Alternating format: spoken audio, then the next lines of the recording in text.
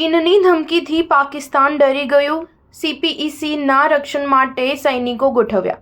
વડાપ્રધાન શાહબાઝ શરીફે આઝમ-એ ઇસ્તહકામ નામે એક સૈન્ય અભિયાન શરૂ કરવા નિર્ણય કર્યો છે। તેનો હેતુ દેશમાં વધી રહેલી કટ્ટરપંથી ગતિવિધિઓ અને આતંકવાદ ખતમ કરવાનો છે।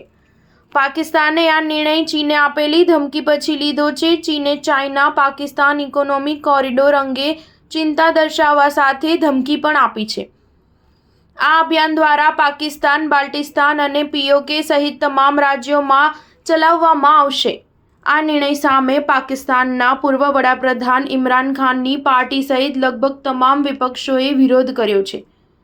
તેમનું કહેવું છે કે આ નિર્ણય લેતા પૂર્વે સંસદને વિશ્વાસમાં લીધી ન હતી। આતંકીઓ પાકિસ્તાનમાં ચીનના હિતોને સતત નિશાન બનાવી રહ્યા છે, ખાસ કરીને CPEC સહિત ઉત્તર પશ્ચિમ અને દક્ષિણ પશ્ચિમ ક્ષેત્રને આતંકીઓએ નિશાન બનાવી દીધું છે।